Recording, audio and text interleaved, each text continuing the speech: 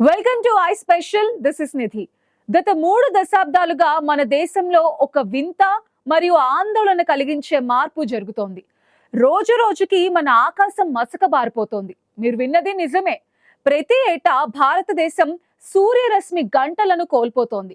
వ్యవసాయం నుంచి solar power వరకు ప్రతి దానికి సూర్యుడిపై ఆధారపడే మన దేశానికి ఇది ఎంత పెద్ద ప్రమాదమో తెలుసా? ఈ సోలార్ డిమ్మింగ్ వెనుక ఉన్న కారణాలేంటి? దీని ప్రభావం ఏ ఏ ప్రాంతాల్లో ఎంత ఉంది? పూర్తి వివరాలు మా ప్రత్యేక నివేదికలో ఇప్పుడు చూద్దాం.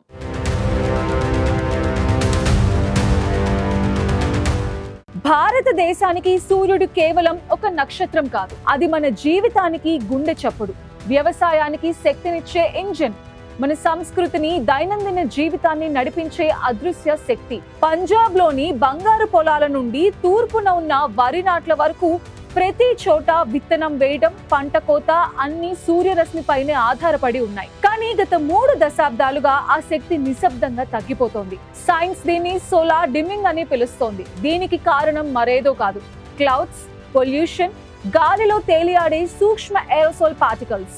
వాహనాలు, ఫ్యాక్టరీలు, బయోమాస్ బర్నింగ్ నుంచి వచ్చే ఈ కణాలు సూర్యరశ్మి నేలను తాకక ముందే ఫిల్టర్లా పనిచేసి దాని ప్రకాశాన్ని తగ్గించేస్తోంది. ప్రభావం తీవ్రంగా ఉంది. నార్త్ ఇండియన్ ప్లెయిన్స్ లో పరిస్థితి మరీ దారుణం. ఈ ప్రాంతం ప్రతి ఏటా దాదాపు 13.1 గంటల సూర్య రశ్మిని కోల్పోతోంది. రైతులకు ఇది పెను సవాలుగా మారింది. దీనివల్ల పంటలు నెమ్మదిగా పెరగడం, దిగుబడి పడిపోవడం, నీటి కొరత పెరగడం వంటి సమస్యలు ఎదురవుతున్నాయి. ప్రాంతాల వారీగా చూస్తే వెస్ట్ కోస్ట్ లో ప్రతి ఏటా 8.6 గంటల సూర్య రశ్మి తగ్గుతోంది. దీనివల్ల సోలార్ ప్యానెల్స్ లో పవర్ జనరేషన్ తగ్గుతోంది. హిమాలయన్ ప్రాంతాలు ఏటా 9.5 గంటల సూర్య రశ్మిని కోల్పోతున్నాయి. ఇక్కడ సూర్యరశ్మి తగ్గితే మంచు కరిగే విధానంలో మార్పు వచ్చి వ్యవసాయం, తాగునీటి సరఫరాపై తీవ్ర ప్రభావం పడుతుంది.